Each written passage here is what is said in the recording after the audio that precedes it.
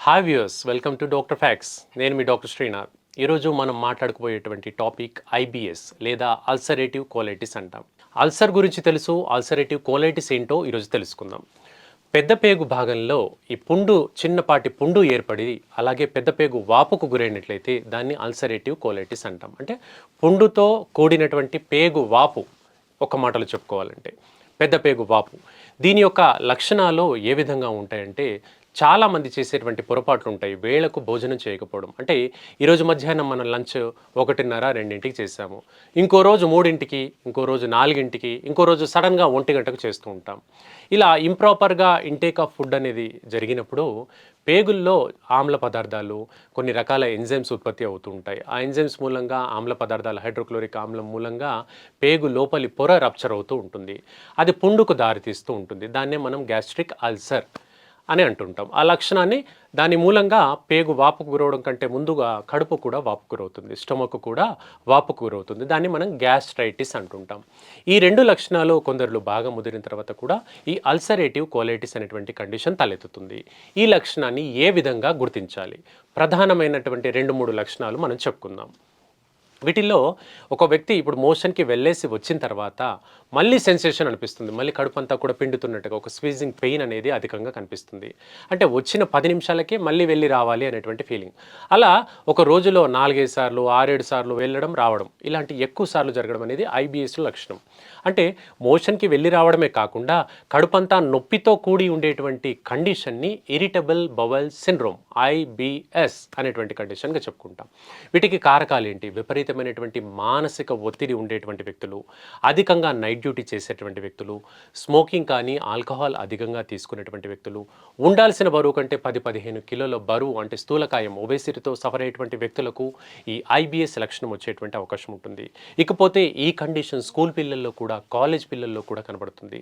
సుమారుగా 15-20 సంవత్సరాల లోపు పిల్లల్లో రేపు ఉదయం ఎగ్జామ్ ఉంది, ఈరోజు నైట్ సరిగ్గా పడుకోరు, లేదా విపరీతమైన ఆందోళనకు గురవుతారు. ఉదయం లేవగానే ఎగ్జామ్ 9 అనుకుందాం, మార్నింగ్ ప్రిఫర్ చేసేది ఎర్లీగా లేచినప్పటికీ కూడా ఉదయం లేచినప్పటి నుంచి 4 సార్లు మోషన్కి వెళ్ళి రావడం జరుగుతుంది. ఎగ్జామ్ హాల్లో కూడా విపరీతంగా కడుపు నొప్పి లాంటి సమస్యతో పిల్లలు బాధపడుతుంటారు. ఇది ఇరిటబుల్ బవల్ సిండ్రోమ్ తాలూకు లక్షణం. ఇకపోతే దీనికి ఇతర మందుల్లో లైఫ్ టైం మెడికేషన్ ఉంటుంది. ఎలా అయితే బీపీకి, షుగర్కి మందులు వాడుతూ ఉంటామో అలా జీవితాంతం మందులు చాలామంది వాడుతుంటారు. అలా లైఫ్ టైం మందులు వాడుతూ ఉండడం మూలంగా ఇంకో సమస్య తలెత్తుతుంది. ఆ ఇంకో సమస్యకు ఇంకో మాత్ర, ఇలా ఎక్కువగా మాత్రలు అక్కర్లేకుండా ఈ అల్సరేటివ్ కోలైటిస్ లక్షణము పెద్దవాళ్ళలో వచ్చినా, చిన్నపిల్లల్లో వచ్చినా కూడా హోమియోపతిలో దీనికి తప్పకుండా శాశ్వతంగా తగ్గించేటువంటి మార్గాలు ఉంటాయి. ఇకపోతే ఈ లక్షణంతో సఫర్ అవుతుండేటువంటి వ్యక్తులు బరువు తగ్గడం జరుగుతూ ఉంటుంది. సాధారణంగా బరువు తగ్గడం అనేది 2 కండిషన్స్లో జరుగుతుంది. ఫస్ట్ది, హెచ్ఐవి ఉండేటువంటి వ్యక్తులు సుమారుగా 10 కిలోల బరువు తగ్గుతారు. అలాగే టీబీ, ట్యూబర్క్యులోసిస్తో సఫర్ అవుతున్నటువంటి వ్యక్తులు 10 కిలోల వరకు బరువు తగ్గుతారు. ఈ 2 సమస్యల్లో మాత్రమే అధికంగా బరువు తగ్గుతారు. అధికం అంటే ఒక 8 నుండి 10 కిలోల వరకు. ఈ సమస్యతో బాధపడేటువంటి వ్యక్తులకు 3 నుండి 5 కిలోల వరకు బరువు తగ్గుతారు. ఎందుకంటే ఇంటేక్ తీసుకోరు. ఫుడ్ తీసుకుంటే కడుపు నొప్పి వస్తుంది, ఫుడ్ తీసుకుంటే మళ్ళీ మోషన్కి వెళ్ళాల్సినటువంటి లక్షణం ఉంటుందని వీళ్ళు భయపడి సరిగ్గా ఫుడ్ తీసుకోరు. దానివల్ల బరువు తగ్గుతూ ఉంటారు, నీరసంగా ఉంటారు, చికాగ్గా ఉంటారు, అలసటగా ఉంటారు. ఇంకో ప్రధానంగా జుట్టు రాలుతూ ఉంటుంది. ప్రధానంగా హెయిర్ ఫాల్ అనేది అందరూ అనుకుంటారు, హెయిర్ ఫాల్ అవుతుంది సో వాటర్ చేంజ్ వల్ల అని, పొల్యూషన్ వల్ల అనుకుంటాం. కానీ ఇంకో ఇంటర్నల్ కాజ్ ఏంటి? ఫుడ్ సరిగ్గా తీసుకోకపోవడము, రక్తహీనత ఉండడం. శరీరానికి సహజంగా ఒక రోజుకు సగటున 3 నుండి 5 లీటర్ల వరకు వాటర్ అనేది అవసరం. అంతకంటే తక్కువగా నీరు తీసుకున్నప్పుడు రక్తం అనేది సర్క్యులేషన్ పైన ఇబ్బందికరంగా మారుతుంది, అంటే ఫ్రీగా సర్క్యులేట్ అవ్వదు. సో ఆ నీటి శాతం తగ్గడం మూలంగా కూడా ఇది ప్రెషర్ పడి హెయిర్ ఫాల్ లాంటి లక్షణాలు ఉంటుంది.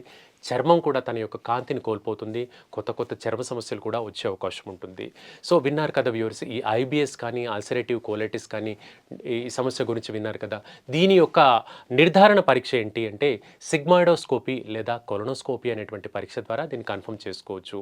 అలాగే ఎక్స్రే పరీక్షలు, సిబిపి లాంటి రక్త పరీక్షల్లో కూడా మనం నిర్ధారణ చేసుకోవచ్చు. ఈ సమస్యతో ఎవరు సఫర్ అవుతున్నా కూడా హోమియోపతిని అప్రోచ్ అవ్వండి, కంప్లీట్గా తగ్గేటువంటి మార్గాలు ఉన్నాయి. సో విన్నారు కదా వ్యూవర్స్, ఇంకో కార్యక్రమంలో మళ్ళీ కలుసుకుందాం. Keep watching. Thank you.